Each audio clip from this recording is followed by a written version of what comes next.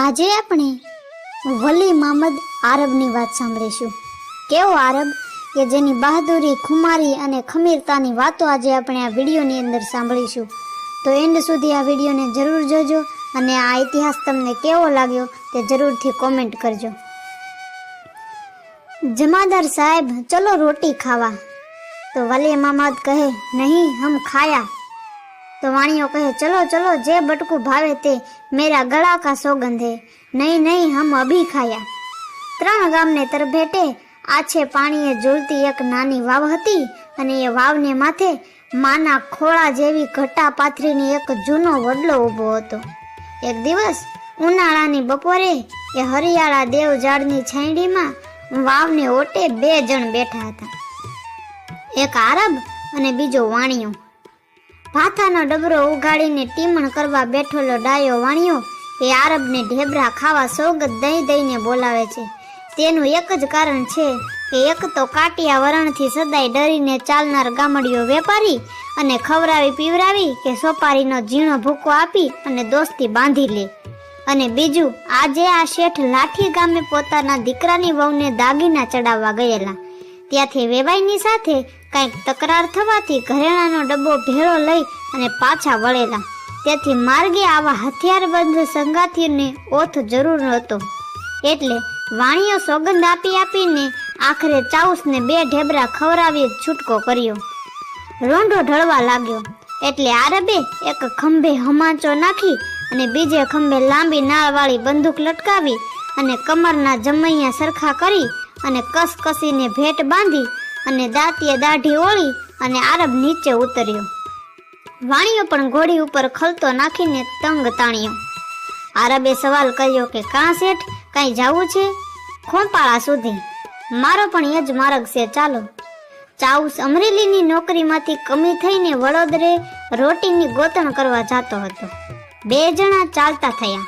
તે વખતે આરબને ઓહાણ આવવાથી એણે પૂછ્યું, શેઠ, કઈ જોખમ તો પાસે નથી ને? ના રે બાપુ, અમે તે જોખમ રાખીએ પંડે પણ છું. આરબે ફરી કહ્યું, શેઠ, છુપાવશો નહીં હો, હોય તો મારા હાથમાં આપી દો, નકર જાન ગુમાવશો. તમારા ગળે હાથ જમાદાર કાંઈ નથી. શેઠના ખડિયામાં ડાબલો હતો અને ડાબલામાં 2-3 હજાર રૂપિયાનું ઘરેણું હતું. બંને આગળ ચાલ્યા. આકડિયા અને દેરડી વચ્ચેના લાંબા ગાળામાં આવે ત્યાં તો ગીગો શિયાળ નામનો એક નામીચો કોળી પોતાના 12 જુવાનોને લઈને ઓડા બાંધી ઉભેલો છે. આ જમદૂતોને દૂરથી આવતા જોતા જ શેઠના રામ રમી ગયા. એનો હાથ ફાટી ગયો. એનાથી બોલાઈ જવાયું કે મારી નાખ્યા ચાઉસ, હવે શું કરશું?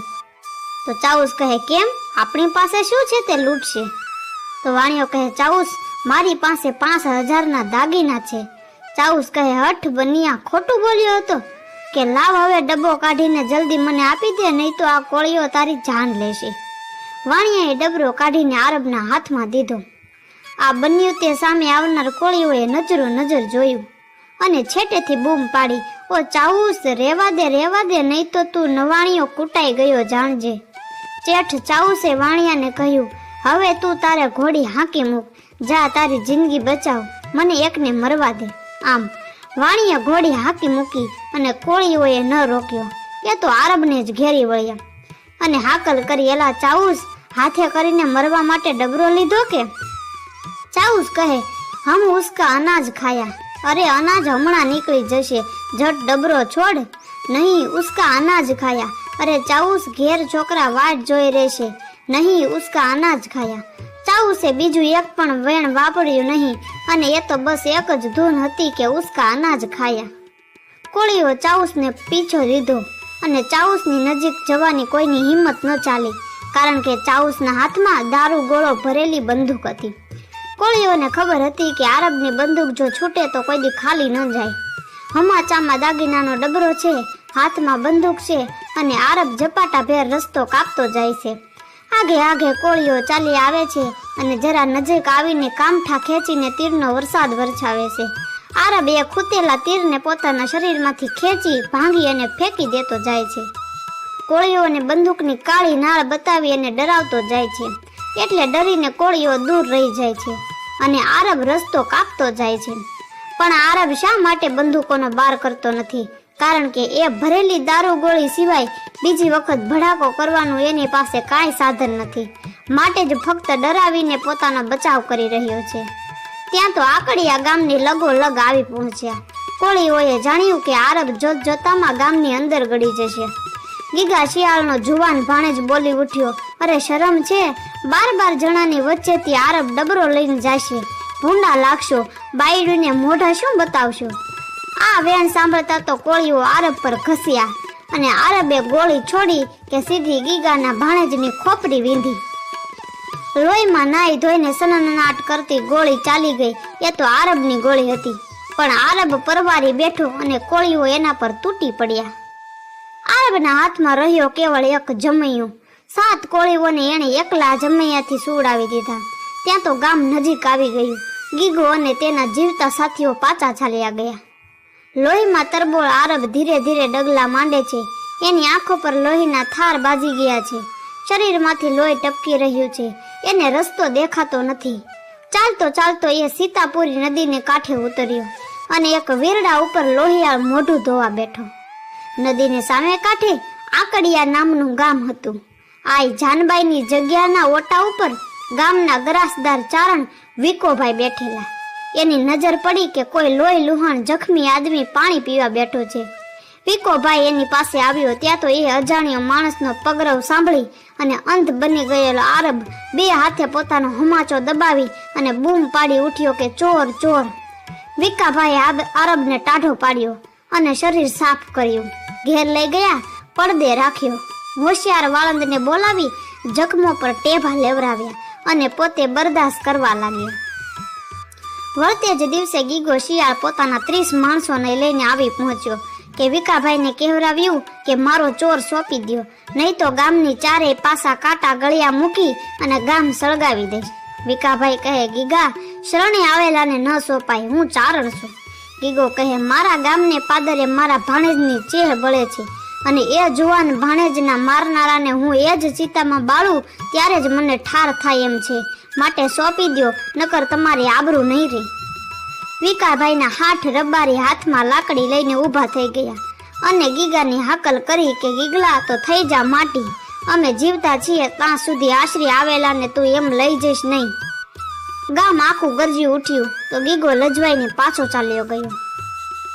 દિવસ ગયા, આરબને આરામ થયો, પણ સૂતા કે બેસતા આરબ પોતાનો હમાચો ચોડતો નથી. આરબ થઈએ એણે વિકાભાઈની રજા માંગી. વિકાભાઈએ પૂછ્યું, ચાઉસ, રસ્તામાં વાપરવાની કઈ ખર્ચી છે કે? ઓછા બોલો ચાઉસ ફક્ત એટલું જ બોલ્યો કે નહીં. ત્યારે વિકાભાઈએ ખર્ચી બંધાવી અને આરબે આજીજી કરી, વિકાભાઈ, ખોપાળા સુધી મને મૂકવા આવો.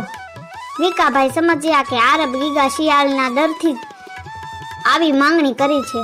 બંને જણા ખોપાળા પહોંચ્યા. આરબના મનમાં તો મૂંઝવણ ઉપડી હતી.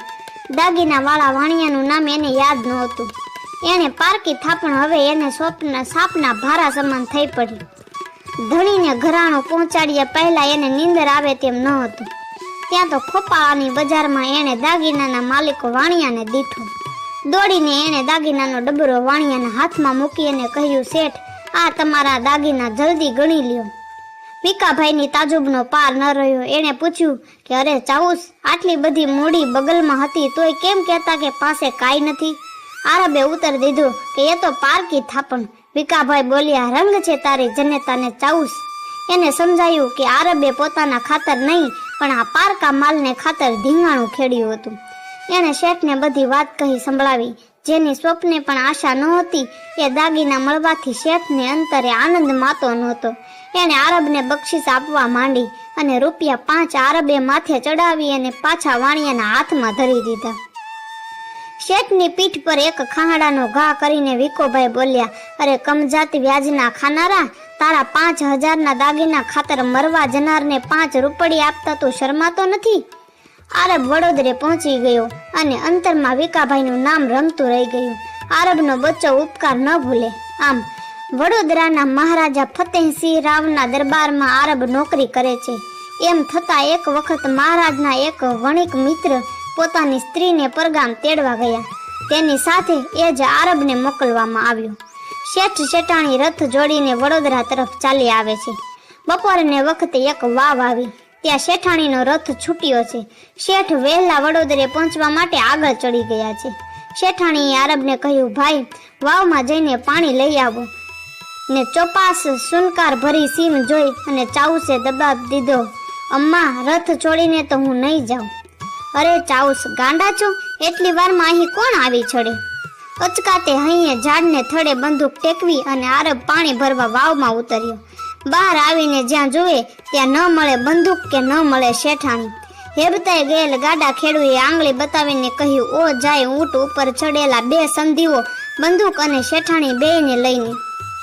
આમ વાવના પથ્થર પર આરબ માથું પટકવા અને સિંચો પાડવા લાગ્યો, પણ બંદૂક વિના એનો ઈલાજ નથી રહ્યો. એવામાં ઓચિંતે ઘોડી ઉપર એક રાજપૂત નીકળ્યો. રાજપૂતે આરબને આક્રદ કરતો જોઈ વાત સાંભળી ઘોડી ઉપરથી ઉતરીને રાજપૂતે કહ્યું, આલે ચાઉસ, તાકાત હોય તો ઉપાડ આ બંદૂક અને ચડી જા મારી ઘોડી માથે, પછી વિધાતા જે કરે તે ખરું. આમ વીજળીના ઝબકારાને વેગે આરબે ઘોડી પર છલાંગ મારી અને હાથમાં બંદૂક લીધી અને ઘોડી મારી મૂકી અને જોત જોતામાં સંધિના ઊંટની પાછળ આરબની ઘોડીના ડાબલા ગાજ્યા. ઊંટ પર એક સંધી મોખરે બેઠો છે, બીજો એક પછવાડેના કાંઠામાં બેઠો છે અને વચ્ચે બેસાડેલા છે શેઠાણીને. આરબ મૂંઝાણો શી રીતે ગોળી છોડે. પાછલાને ગોળી મારતા શેઠાણી પણ વિંધાઈ જાય તેવું હતું. આરબ મૂંઝાય છે. પાછલા દુશ્મનના હાથમાં પણ આરબ વાળી ભરેલી બંદૂક તૈયાર છે. એણે મોખરેના સવારને કહ્યું, ઊંટને જરાક આડો કર એટલે આ વાસે વૈયા આવનાર ઘોડા સવારને હું પૂરો કરું. જેમ ઊંટ આડો ફર્યો તેમ તો સનન કરતી આરબની અણચૂક ગોળી છૂટ્યા ભેળો તો મોખરે હાંકનાર પડી ગયો. બીજી ગોળી ઊંટ ઉપર અને ઊંટ બેસી ગયો. ત્રીજી ગોળીએ પછવાડાનો સંધિ ઠાર કર્યો અને શેઠાણીને અને શેઠાણીના 50,000ના દાગીનાને બચાવીને આરબ પાછો વળ્યો. બહાદુર આરબ હવે તો મહારાજનો અંગરક્ષક બન્યો છે. બહુ બોલાવવાની એની આદત નથી. નીચું જોઈને જ હાલે ચાલે. ફરી એકવાર એના શૌર્યનું પારખું થયું. એણે એક દિવસ મહારાજને શિકાર ખેલતા સિંહના પંજામાંથી ઉગારી લીધા. ત્યારથી એ મહારાજના સૈન્યમાં મોટો હોદ્દેદાર બની ગયો. પેશકથી ઉઘરાવા માટે મહારાજ પોતે સોરઠમાં વર્ષ મોટી ફોજ લઈને આવે. આ વખતે ફોજનો સેનાપતિ એ બુઢો આરબ હતો. દરેક રાજમાં જો મહારાજ સરકાર જાય તો વસ્તીને તેમજ તે રાજને હાડમારીની હદ ન રહી.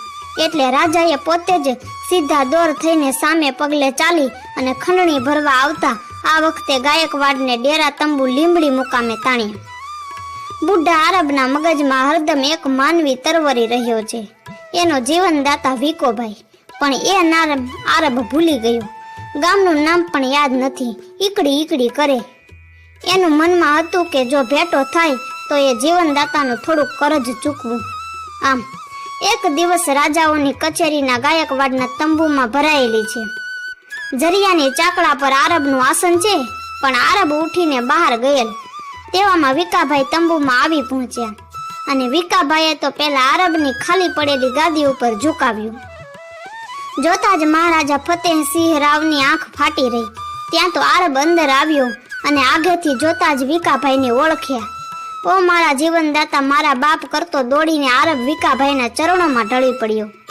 મહારાજાને તમામ વૃત્તાથી વાકેફ કર્યા અને મહારાજાએ જાહેર કર્યું કે આ વિકાભાઈ જે રાજાની હામી જામીન થાય તેની પેશકથી અમે ખમશું. ત્યારથી પ્રત્યેક રાજમાં વિકાભાઈને મોટો આદરમાન મળવા લાગ્યો અને નાણાંનો પણ તોટો ન રહ્યો. આજ એની ત્રીજી પેઢી પણ આકડિયાના અડધા ભાગનો ભોગવટો કરે છે. આ લગભગ સંવંત 1915ની આ વાત છે. ધન્ય છે આપણે આ ધીંગી ધરાને, જે આવા અનેક જતીઓ સતીઓ સંતો અને શુરાએ જન્મ લીધા છે. આવી જ અવનવી ઇતિહાસોની ઘટના સાંભળવા માટે અમારી ચેનલને લાઈક કરો, શેર કરો અને સબસ્ક્રાઈબ કરો.